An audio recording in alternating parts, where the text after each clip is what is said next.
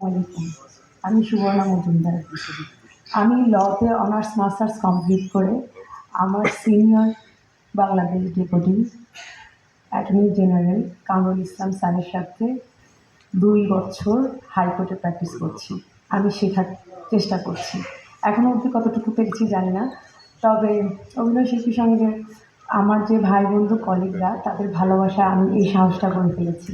আমাকে ক্ষমা করবেন এবং পাশাপাশি একটা ভোট দিবেন। আমি আইন ও কল্যাণ সম্পাদক পদে পদপ্রার্থী। অভিনয় করছি নিয়মিত, পাশাপাশি আমি পড়াশোনাটাও চালিয়ে গেছি। আমার পড়াশোনার জন্য আমি দীর্ঘ লাস্ট 3 ইয়ার্স আমি মোটামুটি অনিয়মিত, কিন্তু অভিনয় শিল্পী সংঘকে ভুলিনি। আমি স্বপ্ন দেখি আমি একদিন ব্যারিস্টার হব, বাট অভিনয় শিল্পী সংঘ থেকে আমার জন্ম। আমি আজকে সুবর্ণা মজুমদার আপনাদের সামনে দাঁড়াতে পেরেছি অভিনয় শিল্পী সংঘের মাধ্যমে। এটা আমার ঘর, এখানে আমার বড়জনরা আছেন। আমি আমার বড়জনদের সম্মান রেখেই তাদের দেয়া আদেশ উপদেশ মেনে চলার চেষ্টা করব, যদি আপনারা আপনাদের মূল্যবান সাপোর্টটা দিয়ে ভোটটা দিয়ে আমাকে যদি নির্বাচিত করেন। আপনার সমর্থন আনবে পরিবর্তন। অভিনয় শিল্পী সংঘের জয় হোক। আসসালামু আলাইকুম। ধন্যবাদ সবাইকে।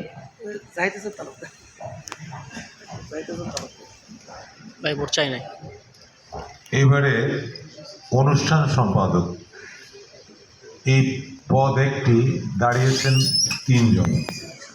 আমি প্রথমে আহ্বান জানাবো সাদিকা ইয়াসমিন সান্ত্বনাকে। সান্ত্বনা সাদিকা।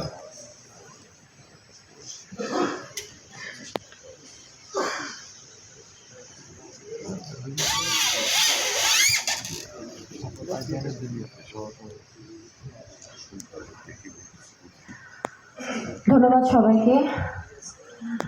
এখানে যারা আছেন আমার গুরুজনরা, সবাইকে জানাচ্ছি শ্রদ্ধা, এবং যারা আমার ছোট আছেন, বয়সে ছোট, তাদেরকে জানাচ্ছি অনেক অনেক শুভেচ্ছা। আমি সান্ত্বনা সাদিকা, অনুষ্ঠান সম্পাদক হিসেবে পদপ্রার্থী। খুব ছোটবেলা থেকেই আমার শিল্পের সাথে পথ চলা। অনেক ছোটোবেলা থেকেই আমি থিয়েটার, নাচ, গান, অভিনয়, আবৃত্তি এবং ক্যামেরার সামনে সহ না, ক্যামেরার পেছনেও আমি মানুষ। আমি বিশ্বাস করি আমাদের এই সংগঠন, প্রাণের সংগঠন অভিনয় শিল্পী সংঘ, আমি শুধু তাকে ভালোবাসি না, আমি অভিনয় শিল্পী সংঘকে ধারণ করি।